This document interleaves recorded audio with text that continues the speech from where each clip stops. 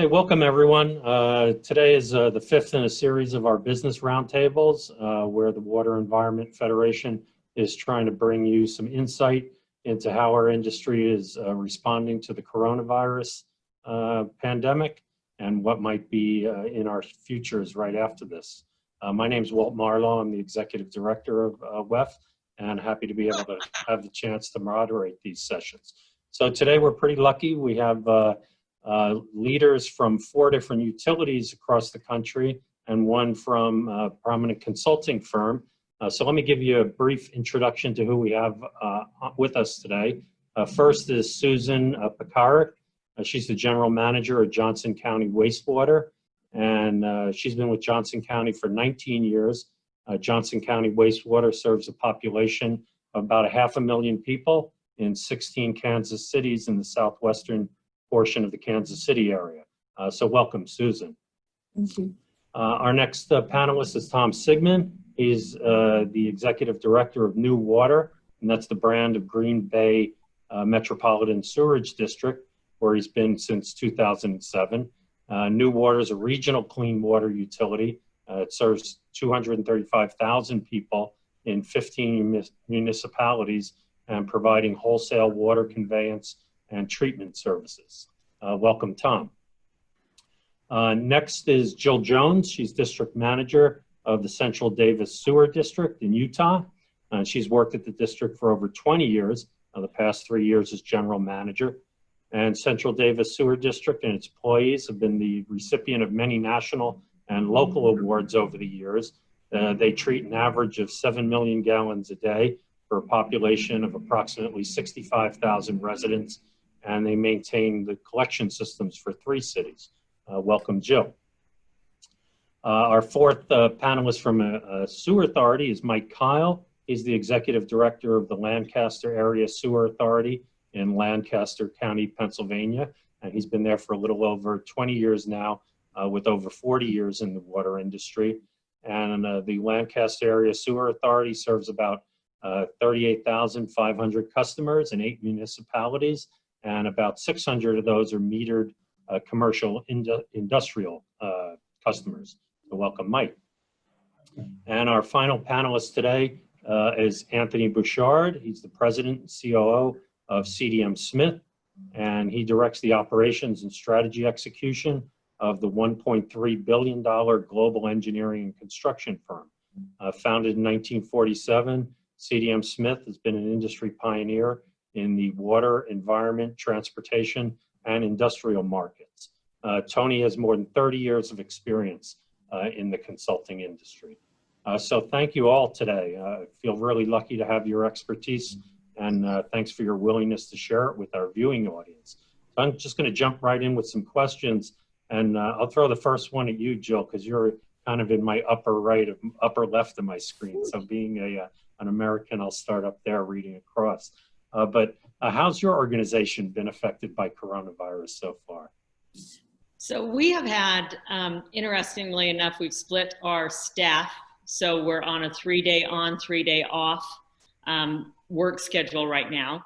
We only have 15 employees. That's engineers and operators and our office staff. So we run pretty lean anyway. So it's made it somewhat challenging to get a lot of our stuff done, but trying to keep that physical distance, trying to keep everything running has been somewhat problematic. We've also had some challenges with getting things repaired. How do we do that if we're kind of on a lockdown? So it's been fairly interesting. Like everybody else, we adapt, we roll with the flow. So we're making it work. Excellent. Yeah. Mike, what do you see up in Lancaster? Thank you, Walt. So we're in Pennsylvania, and Pennsylvania is largely shut down yet, Lancaster County in particular. So the immediate effect on us has been revenue. Out of a $28 million budget, we're planning to see about $1 million drop in revenue for a quarter. We won't get that back. So we've actually amended our budget to reflect some cuts in operating and capital costs. And like Jill, we split our teams up. We have 45 employees. So we have about 20 of those working on and off from home.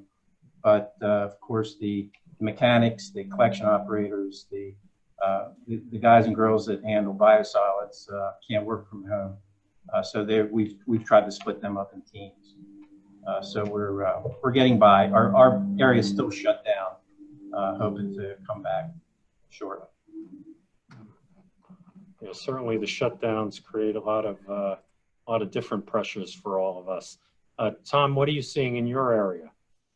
Well, we're expecting to see some decline in water sales, which should lead to declines in revenue. For April, water sales were down about 10% compared to budget.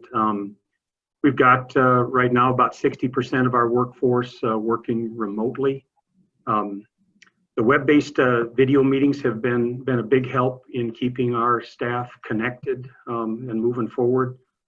We're really doing, I think, just what's needed to maintain regulatory compliance, especially with the lab and maintenance. We're working on a plan to bring staff back, but that is a challenge. It's probably proving to be more of a challenge than sending staff home, truthfully. And then construction, project bidding and award has been a challenge for us, but we've improvised and found some opportunities just to keep some of these projects moving. Thanks, Tom. Susan, how about with your utility? Yeah, thanks, Walt. So, similar to what you've heard, we have about a third of our staff working remotely, and then the remainder of our staff is coming in. We staggered shifts to try to split up and try to meet be able to meet the social distancing. Repurposed our vehicles so that we only had one person in any given vehicle driving to a work site. Largely we've been able to continue all of our services. During our shutdown started March 23rd, and we're actually in what our governor calls phase 2 of the reopening. So there is some additional businesses being opened back up now. While we're just now starting to see those revenue impacts. We've been kind of stress testing our model really to see, how much, looking at a variety of revenue impacts, what we're going to need to do to be able to respond to those. But we're part of a larger county government, so we're under a hiring freeze currently. All travel was suspended for the remainder of the year. When certainly we've experienced, I think, some of the other things folks mentioned, just how do we do our work? Some of our work we've had to suspend just because of the closeness required in getting that work done, or we've looked to contractors to maybe assist us with those things, because in some cases PPE has been a challenge to get for our staff. So, but what we are doing now to look ahead is getting a team together to see how we start to bring people back. And I would agree with Tom, bringing people back is actually more challenging than it was to send them home.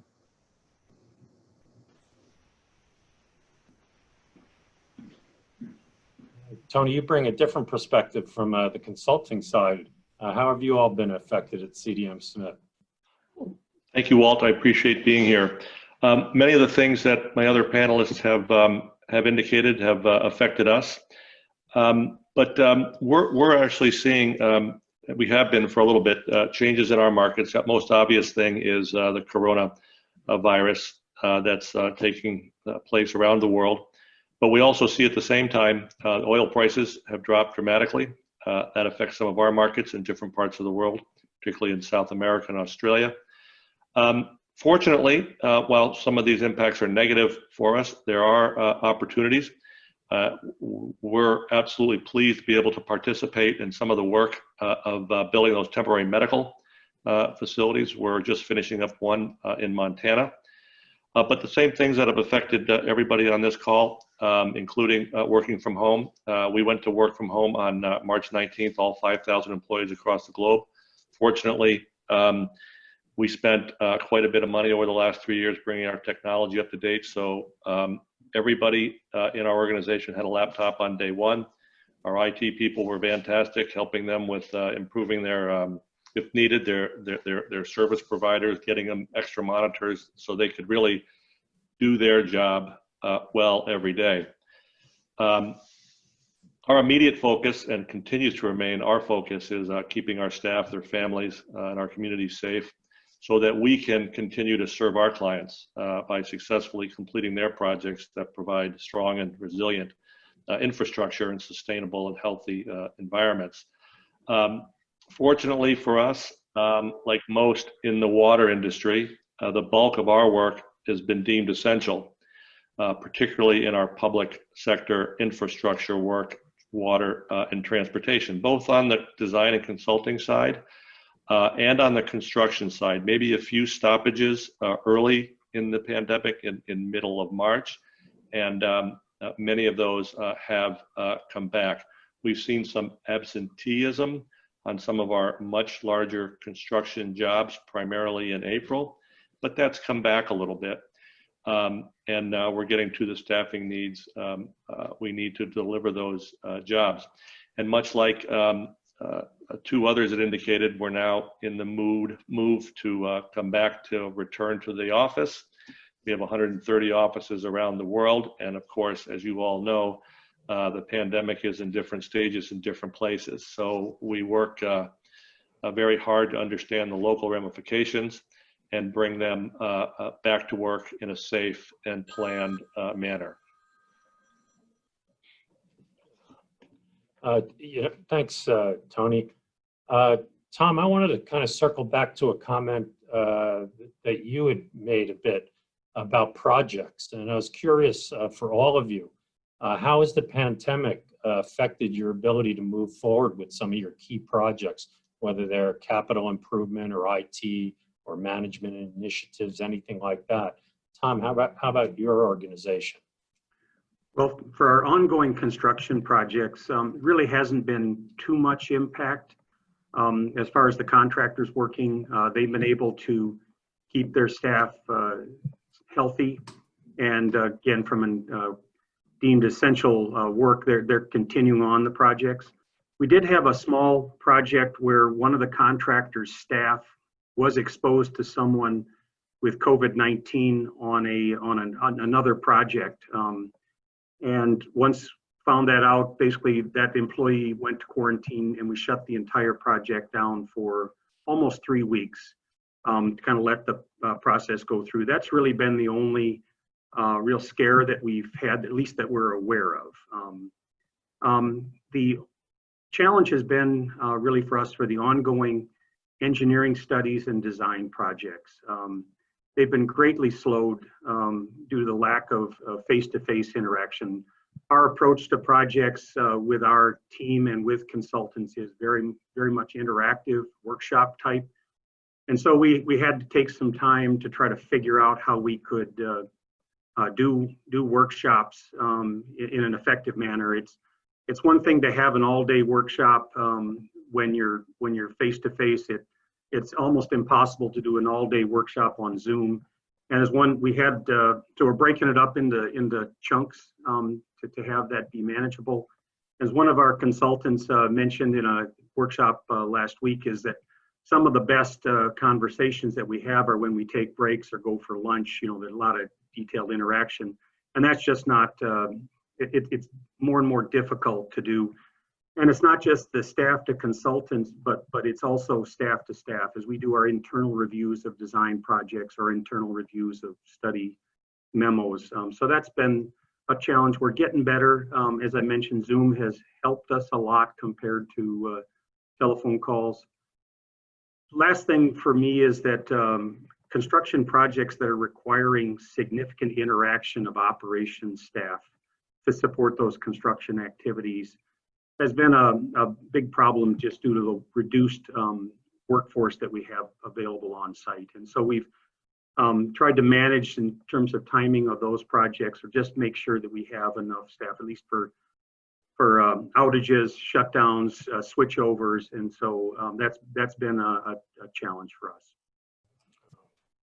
How about out in Pennsylvania, Mike? What do you see as far as your key projects moving forward?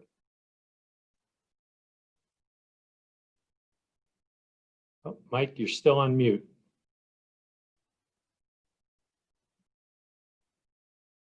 Mike, you need. Sorry, yes, There you go.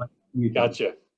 I agree with Tom. It really depends on the stage of the project. We have a collection system master plan underway. Part of that was having the consultant visit with us all of our 40 pump stations. So that's been put on hold.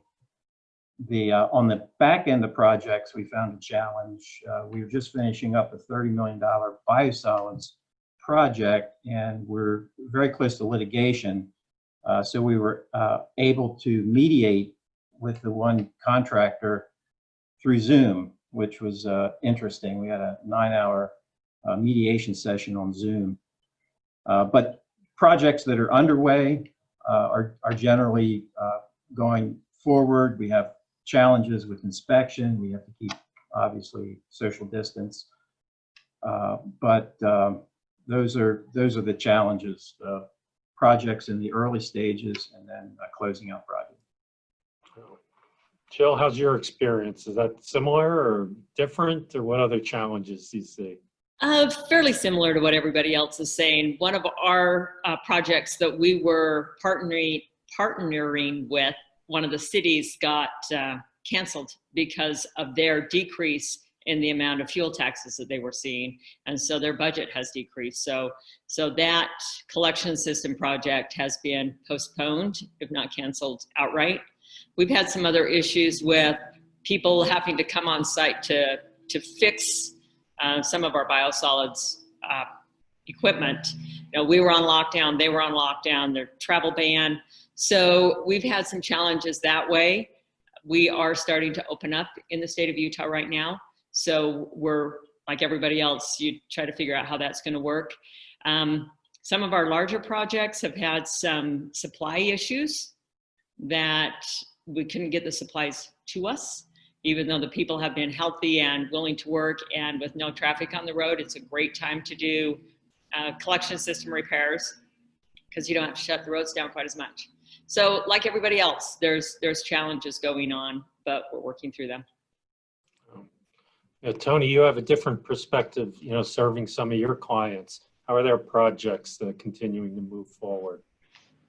Fortunately, like I said, the bulk of our work has been deemed essential, both in design and consulting and our construction work. We have seen some projects slow down. A lot of the initial field work, gathering data and all that type of work got pushed out a little bit on our design and consulting sector of our business. We have seen a couple construction jobs slow down in some of the major hot zones around the country, but a handful, and they're beginning to come back. Our single largest project in Texas has continued. It's a drinking water facility that is about 15% complete, and with the exception of a little bit of absenteeism in the beginning, we continue to remain on schedule. Like Jill mentioned, there's some supply chain issues. Some equipment was coming from China and so forth. Slowed down a little bit, but didn't materially impact the projects. So generally, we've had a handful of projects that sort of push out to the right in terms of schedule, and only a handful that have been stopped or canceled. It's interesting listening to the utilities on this call talking about reduced revenues, and that's a concern for us down the road. I think the year 2020 should be okay with our existing backlog. We have not had to furlough or lay anybody off. We've been able to redeploy to other work as it's ramping up, which we're very happy we've been able to do to be able to serve our clients. But 2021 and beyond could be a concern given the dramatic reductions in revenue that the other speakers have noted here today. Susan, I'll give you the last word on this question. How are your projects going? Well, we've experienced similar things here in Johnson County. We're about 2 years into a 3.5-year, $324 million project, which is our largest project ever. And it started under the tariff wars, and then we experienced the wettest year on record last year. And then COVID-19 came. So it's had plenty of challenges, and that project has pretty significant liquidated damages tied to it, just associated with actual damages that the county would see. And so fortunately, because a lot of the procurement of the equipment happened up front, at this point, our contractor doesn't anticipate any delays in the supply chain in order to continue to meet the milestones that are necessary for the project. But other projects that were just getting underway, we are seeing that they're experiencing some delays in some of their material supplies. And certainly with projects that we were getting ready to start, currently our county is under procurement hold, and so we're not able to actually, we're just now beginning to bid projects, and so we're getting those projects back underway. But there was a period there that we were held to not actually advertising any projects, so that we've experienced some delays in our capital project plan in that sense. And we had just developed a 25-year integrated plan that we had agreed to with the state. So we've been obviously providing them with regular updates to any impacts to that plan in case we need to go back and make any revisions to that plan. So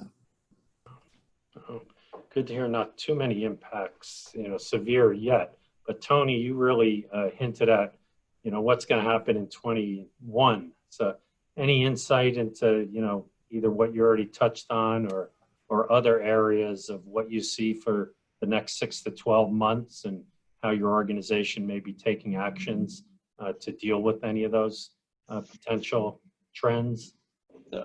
Yes. So, like I noted earlier, our focus has really been two primary things: on our clients and meeting the commitments we've made to them, and keeping our staff safe. So that's really our driving mission every day. Our folks have been able to accomplish that in the work from home environment. And I'm sure everybody is experiencing this as you try to bring people back. You got to deal with what the school situation is, what the daycare situation is, particularly for some of our younger staff who still have kids at home. And so we have a plan for that. We've been successful in delivering the work from home environment. So what does that look like in the future? We don't know yet, but we're actively planning for what is our vision of how the business will operate in the future. What does that mean for our real estate portfolio? And of course, people have different work-life balance issues depending on where they are in their career and their age. And we have to be flexible for that. And that creates, frankly, some opportunities. A lot of people enjoy working from home and can do it well. Other people like the culture that we've created through the collaboration in the offices. So that's what we're working on now. We're working to continue to build our backlog and hopefully be able to work through what the reduced revenue impacts will be in the markets we serve. Thankfully for us and our areas of focus, the public infrastructure markets have not yet been hit as hard as other markets have. And so our goals are built on maintaining our staff, continue to build our backlog, and take advantage of those opportunities that we can where work is continuing strong. The federal sector is actually quite busy in the water and environment arena. And so as an example, some of the work being done in the central part of the country to improve the levees that have been deluged with 2 straight years of flooding is actually at the moment a robust market for us. So we're trying to pivot where we need to pivot where the public sector markets could be hit in the coming 6 to 12 months. Thanks. Jill, what do you see in your area as far as your projects continuing to move forward? Or over the next 6 to 12 months? I'm losing track where I am. Yeah. We feel like we will see a decrease in development since we also maintain the collection system. That is a big part of our work. Development right now was heading towards multifamily and a lot of business office building space, where with everybody starting to work from home and it's becoming more popular and a lot of people like it, like Tony said, depending on a lot of people like that flexibility. We feel like there will be less demand for office space. And so that may increase the apartments going in, which then will increase our need for more treatment on the treatment side. We feel like that is going to be a big part of a delay for us on what's going to happen, since we just don't know what the future will bring. We also, like Susan has said, we've kind of been on somewhat of a hiring freeze. Just because we have COVID out there does not mean that people still don't want to retire. People want to take some time off. That's made it a little more difficult to hire someone to take over for some of these other people. We're going to try and see how it works, Zoom job interviews. So for the next 6 to 12 months, we don't see a huge increase or decrease, but give it 2021, maybe even 2022, we are going to feel a little different than we are right now, treatment and collection ways. Susan, what do you predict for 6 to 12 months out in Johnson County? Well, what I can say is, we've assembled a team to try to do just that, figure out what we're going to see. We actually, unlike Jill, we actually haven't seen a dip in our development community yet. We've, in fact, continue to see steady, if not a slight uptick, which is wonderful. That is hopefully going to be able to hold through this dip in all of the other parts of the economy around this area.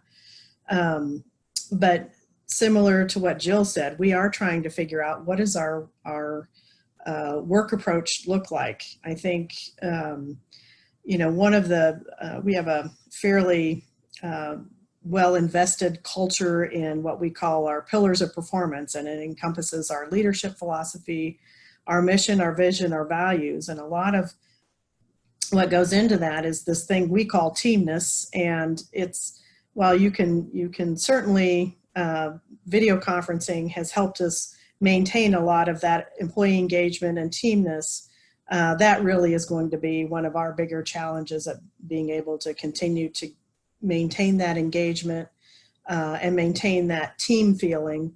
Unfortunately, we're in the middle of a reorganization right when this happened. And so trying to, get the new teams as they're forming, allow them to sort of build their teamness within their teams is a new challenge for us.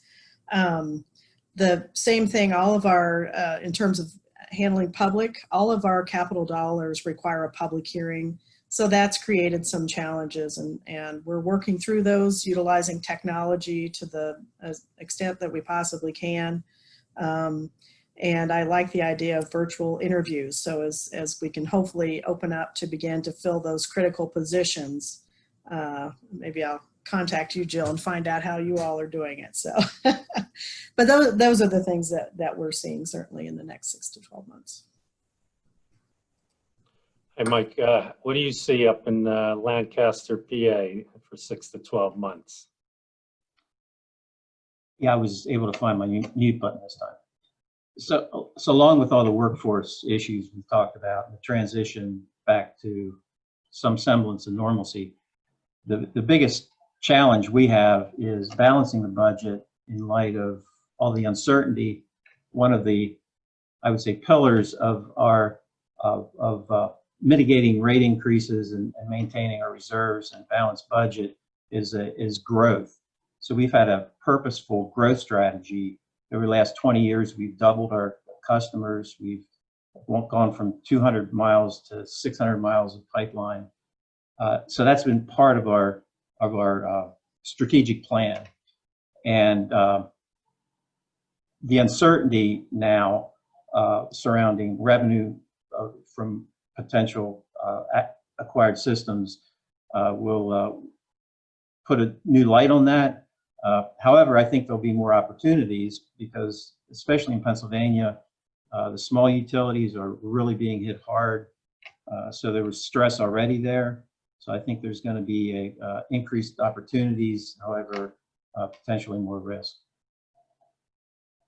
Thanks. Tom, what do you see in Green Bay for the next several months? Well, we are coming back online as a state, not quite as originally planned by the governor. The state Supreme Court stepped in and said, you know, just go for it. But we're working to move forward. We're developing kind of our normal budget for 2021. We're in the budget process. And then we're also working on a reduced flow and load budget.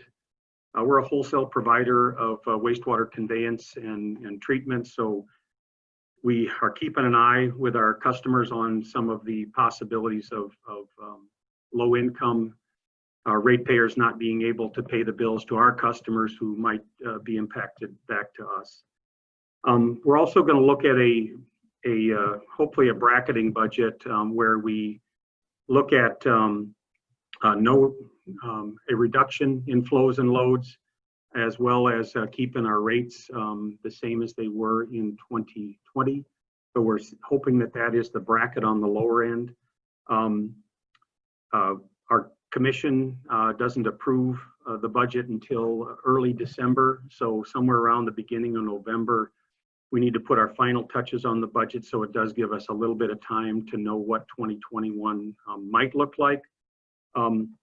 We also have some benefits that maybe some other communities might have is the type of paper, the industry that we have is food processing and paper, and the type of paper has been tissue or cardboard, and both have been in pretty high demand.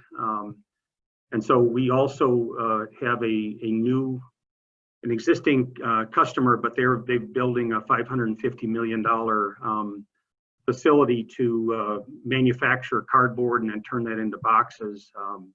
And that should come online in early 2021. So that is anticipated to be about 4% of our revenue.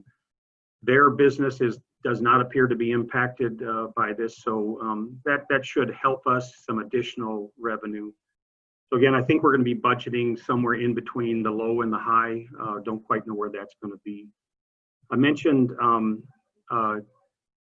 working on a return to normal operations plan. We're trying to be very cautious, and all of our benchmarks, again, were tied to a state plan, which we're kind of back on our own. But we took the state plan plus 14 days to make sure that we didn't rush it. But that we're working through that. And I think a last thing, and I've heard others talk about it. So we are not a teleworking type organization, never really have been, although people have been asking about that for years. But we're going to have to decide as an organization how much teleworking do we want to allow. And in an organization where some people have to be on site to do their job, and others maybe don't have to be on site to do their job, it's going to be redefining a paradigm so that people feel like they're being treated equitably. Some interesting challenges ahead there. Thank you all for those thoughts. You know, let me throw it out. Last question for today. Any other thoughts on, you know, lessons learned or other points on what might be ahead for us, you know, even beyond this 12-month period? Mike, I'll give you the first word on this one. Thank you. I would say this is a tremendous, or will be a tremendous period of time over the next 3 to 6 months in workforce development and promotion, opportunity for us to promote the water industry. We've seen a lot of discussion, obviously, about nurses and doctors and emergency workers, first responders, but we are an essential utility. I think it's a great opportunity to promote the profession as an essential profession. So I'm looking forward to that, rolling out some type of promotion. Excellent. Susan, thoughts from you on any last words? I would say, looking ahead, I think we can take what we've learned over the last couple of months, and certainly what we've learned is while we are used to planning and preparing for emergencies, I think my guess is we all found ourselves to be even more adaptable and more agile, because information was changing daily, if not hourly in some cases, at the beginning of this whole COVID-19 thing. So I think that's important to remember and take credit for as we look ahead at planning what we look like this time next year, and remembering that we're going to have to continuously adapt to whatever comes our way over the next year to two. Yeah, excellent. Tony, what do you see for last words? Well, I think it's important to recognize that although it's a cliche, we're all in this together, and I think that these types of forums and many other forums with our industry associations have been fantastic. You learn really a tremendous amount when we're all trying to plan for where this is going to go, and with huge ambiguity. And that's really came clear to me when we put our team together to plan the return to the office. We broke it up into two things: the when and the how. And in many ways, the when is a little bit easier than the how. The when is ambiguous because every state is doing things a little bit differently, and around the globe, other countries are doing things a little bit differently. So you have to deal with that while keeping your mission in mind, and that's protecting your staff and their families. But the how is extraordinarily complicated, right? And everybody's going through that for their own particular situation. And what I would encourage people to remember is there's a big psychological component to this, and I think that varies well by every individual. Everyone has their unique experiences and the things that make them tick and what's important to them, and that changes over the course of their lifetime. So one of the things that we're looking at hard is the psychological approach to this, on how we come back to the office, and keep that in mind as we go through the visioning process for what our business looks like in the future. Thanks. Jill, how about your last thoughts, lessons, advice? So I want to know what Mike's going to do for his messaging, because I want to do that too. I feel like our industry is overlooked because we used to like to be below the radar, and we are an essential. We're taking care of those wet wipes. We're taking care of all that stuff that they're putting down the drain that they shouldn't be. And like Susan, this, our teamwork and we're adaptable. I am so excited to be part of this industry. My operators, they're awesome, as all of your operators. And like Tom, they can't work from home. They have to move levers, and so they got to be here. And I'm very excited to see how we have adapted, see how we've rolled with this. We are in this together, and it's kind of been awful on one hand, but very exciting to see that, hey, we're doing a great job. And I would like to get that out there. So good job, everybody.